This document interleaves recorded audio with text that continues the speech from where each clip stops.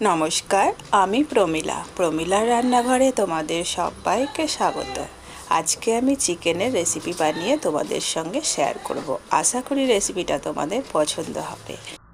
পুরো ভিডিওটা দেখার অনুরোধ রইল। আর আমার চ্যানেলে যদি তোমরা নতুন হয়ে থাকো, চ্যানেলটাকে প্লিজ সাবস্ক্রাইব করে দিও। এরকম ঘরোয়া রেসিপি পেতে পাশে থাকা বেল বাটনটি ক্লিক করে দিও। আমি যখনই ভিডিও আপলোড করব তোমাদের কাছে পৌঁছে যাবে। আজকের চিকেনের রেসিপিটা দুর্দান্ত হতে চলেছে, অবশ্যই মিস করো না। আর যারা চিকেন খেতে পছন্দ করে না তারাও কিন্তু খেয়ে নেবে আজকের চিকেনের রেসিপি। খুব সহজ পদ্ধতিতে তোমাদের সঙ্গে শেয়ার করব। চলো শুরু করি আমার আজকের রেসিপি। এখানে দেখো আমি 1 কিলো মতো চিকেন নিয়ে নিয়েছি। আর চিকেনের মধ্যে সব রকমেরই পিস কিন্তু আমি নিয়ে নিয়েছি। ধুয়ে পরিষ্কার করে নিয়েছি, এখন সরিয়ে রেখে দিলাম। এবার এখানে দেখো কাঁচা লঙ্কা কয়েকটা, আর কিছুটা রসুনের কোয়া, আর আদা নিয়ে নিয়েছি কুচি করে, ধুয়ে পরিষ্কার করে নিয়েছি। মিক্সির মধ্যে কাঁচা লঙ্কাটাকে ভেঙে নিলাম, আর আদা রসুন নিয়ে নিলাম। একটু জল দিয়ে খুব সুন্দর পেস্ট বানিয়ে নেব। এবার এদিকে একটা কড়াই বসিয়ে দিয়ে দিচ্ছি সর্ষের তেল। বেশ খানিকটা তেল দিয়ে দিলাম। তেলটাকে ভালো করে গরম করে নেব। অল্প একটু হলুদ দিয়ে দিলাম। হলুদটাকে একটু নাড়াচাড়া করে মিশিয়ে নিলাম। এবার দেখো আমি এরকম সাইজে আলু কেটে নিয়েছি। একটু বড় বড় করে আলুগুলোকে ভেজে নেব। তো 6 থেকে 7 পিস আলু কিন্তু আমি কেটে নিয়েছি 1 কিলো চিকেনের জন্য। আলুটাকে গ্যাসের ফ্লেম বাড়িয়ে বেশ লালচে করে ভেজে নেব। আলু কিন্তু ভাজা হয়ে গেছে। নাড়াচাড়া করে এভাবে আলু ভেজে নিয়েছি। এখন তেল থেকে আলুগুলো উঠিয়ে নেব। আজকের রেসিপিটা খুব সহজভাবে করব। যারা চিকেন রান্না কখনোই করেনি তাদেরও কিন্তু সহজ হয়ে যাবে। ওই তেলের মধ্যে আমি দিয়েছি কিছুটা ফোড়ন। 1 চামচ গোটা জিরে, 2টো লবঙ্গ, কিছুটা দারচিনি, আর কয়েকটা গোটা গোলমরিচ, 2টো তেজপাতা ফাটিয়ে। ফোড়নটা খুব সুন্দর ভাজা ভাজা হয়ে গেছে, কেননা তেলটা প্রচণ্ড গরম হয়েছিল। এখন দিয়ে দিলাম কুচনো পেঁয়াজ। বেশ খানিকটা পেঁয়াজ কিন্তু আমি দিয়ে দিলাম। মোটামুটি 250 মতো পেঁয়াজ আমি কুচিয়ে নিয়েছি। পেঁয়াজটাকে গ্যাসের ফ্লেম বাড়িয়ে দিয়ে কিন্তু লালচে করে ভেজে নেব। পেঁয়াজ ভাজা ভালো হলে কিন্তু মাংসর কালার ভালো হবে, লালচে হয়। তো একটু ধৈর্য নিয়ে পেঁয়াজটাকে ভেজে নেবে। দেখো পেঁয়াজটা ভাজা হয়ে গেছে। এই অবস্থায় আমি কিন্তু কেটে নিয়েছি একটা টমেটো, কুচি কুচি করে দিয়ে দেব। একটাই টমেটো এখানে আমি ব্যবহার করছি। টমেটোটাকে একটু নাড়াচাড়া করে দিচ্ছি।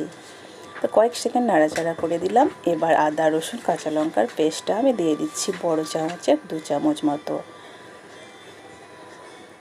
এবার আমি কিন্তু আদা রসুন কাঁচা গন্ধটা মেরে নেব 1 মিনিট নাড়াচাড়া করে। গ্যাসের ফ্লেম মিডিয়ামে রেখেই এই আদা রসুনটাকে ভেজে নেবে। কাঁচা গন্ধটা চলে গেলে মাংসটা কিন্তু খেতে ভালো লাগে। তো আদা রসুনটাকে আমি ভাজা ভাজা করে নিয়েছি 1 মিনিট মতো। এখন একে একে কিছু মশলা আবারও অ্যাড করতে হবে।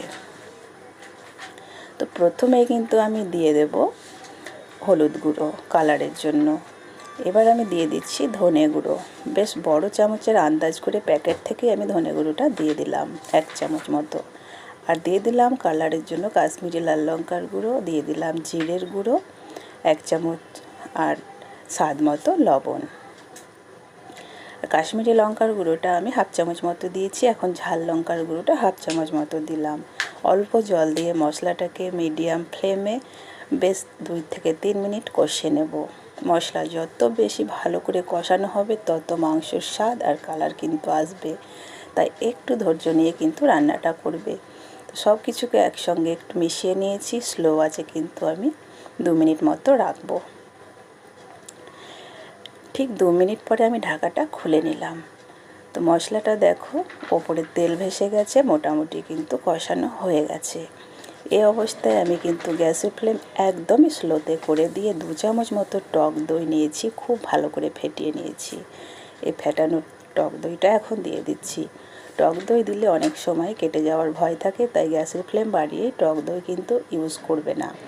হয় স্লো করে দেবে, নইলে একদমই অফ করে দেবে গ্যাস।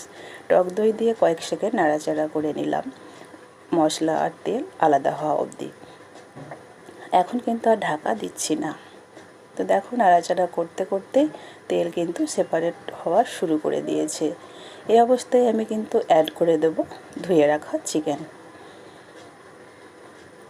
তো চিকেনের মধ্যে সব রকমেরই পিস আছে, আমি তোমাদেরকে আগেই বলে দিয়েছি। এখানে কিন্তু লেগ পিসও আছে। তো চিকেন দিয়ে আবারও সুন্দর করে সব কিছুকে একসঙ্গে নাড়াচাড়া করে নিচ্ছি। বেশ তল উপর করে নাড়াচাড়া করে নিতে হবে, মশলা যাতে পুড়ে না যায়। মশলা পুড়ে গেলে কিন্তু মাংসর স্বাদ একদমই বদলে যাবে, কালারও বদলে যাবে। মেশানো হয়ে গেছে, এবার ঢাকা দিয়ে 3 মিনিটের জন্য রেখে দেব স্লো আঁচে। ঠিক 3 মিনিট পরে ঢাকাটা খুলে নেব। দেখো কতটা জল ছেড়েছে, এই জলটা কিন্তু একদমই কষে কষে শুকিয়ে নিতে হবে। তো গ্যাসের ফ্লেম এখন বাড়িয়ে দিয়ে আবারও কিন্তু আমি নাড়াচাড়া করে দিচ্ছি। তো নাড়াচাড়া করে দেওয়ার পরে আবারও ঢেকে দেবো। এইভাবে ঢাকা চাপা দিয়ে কিন্তু মাংসটা রান্না করতে হবে। মাংসর স্বাদ কিন্তু অনেক বেড়ে যাবে। আবারও কিন্তু আমি ঢাকাটা খুলে নিলাম। এখন একটু নাড়াচাড়া করে দিচ্ছি, আর এই সময় ভেজে রাখা আলুটা কিন্তু আমি অ্যাড করে দেব। আর নাড়বে যখন একটু তল উপর করে নাড়বে, যেন মশলা তলে ধরে না থাকে। খুব সুন্দর করে নেড়ে দিয়েছি। এবার কিন্তু ভেজে রাখা আলুটা আমি এর মধ্যে দিয়ে দিচ্ছি। সম্পূর্ণ আলুটা কিন্তু আমি দিয়ে দিলাম। তোমরা চাইলে আলু নাও দিতে পারো, আর যারা আলু পছন্দ করো অবশ্যই আলু দিতে পারো। আলুটাকে দিয়ে আবারও নাড়াচাড়া করে নিচ্ছি কয়েক সেকেন্ড মতো। এবার কিন্তু সেদ্ধর জন্যে দিয়ে দেব জল। জলটা এমন আন্দাজে দেব যেন মাংস, আলু সমস্ত কিছু সেদ্ধ হয়েও একটু ঝোল বা গ্রেভি থাকে। ভাত দিয়ে মেখে খেতে ভীষণ ভালো লাগে। তো দেখো কষানো কিন্তু একদম কমপ্লিট হয়ে গেছে, তোমরা দেখে বুঝতে পারছো। তেল একদমই ভেসে গেছে ওপরে। ঠিক এইভাবেই কিন্তু মাংসটাকে কষিয়ে নেবে ধৈর্য ধরে। মাংস কষানো কম হলে একদমই স্বাদ আসবে না। তো এখন দিয়ে দিচ্ছি জল। তো প্রথমে দইয়ের বাটি ধুয়ে আমি জলটা দিয়ে দিচ্ছি, আরও কিন্তু জল দেব। জল দিয়ে খুব ভালো করে মাংস আর আলুগুলোকে ডুবিয়ে দিতে হবে। সুন্দর করে ডুবিয়ে দিলাম। এবার কিন্তু ঢাকা দিয়ে 4 থেকে 5 মিনিট স্লো আঁচে এটাকে রান্না করে নেব। তাহলেই কিন্তু আমাদের আজকের চিকেন ঝোল রেডি বা চিকেন কারি রেডি। তো আমি ঠিক 5 মিনিট পরে তোমাদেরকে গ্যাস অফ করে দেখাচ্ছি। ঠিক 5 মিনিট পরে আমি তোমাদের কাছে ফিরে এসেছি। গ্যাসটা কিন্তু অফ করে দিয়েছি। এখনই কিন্তু আমি ঢাকাটা খুললাম। এখন নামানোর আগে আমি একটু কাসুরি মেথি ছড়িয়ে দিচ্ছি। এই চিকেনের স্বাদ কিন্তু আরও বাড়িয়ে দেবে। তো একটু নাড়াচাড়া করে দিয়ে আমি ঢাকা দিয়ে দেব, তাহলে গন্ধটা বেরিয়ে যাবে না। তারপরে কিন্তু অন্য পাত্রে নামিয়ে নেব। আর এর কালার ধীরে ধীরে কিন্তু আরও সুন্দর হবে যত ঠান্ডা হবে। এখন আমি নামিয়ে নিচ্ছি।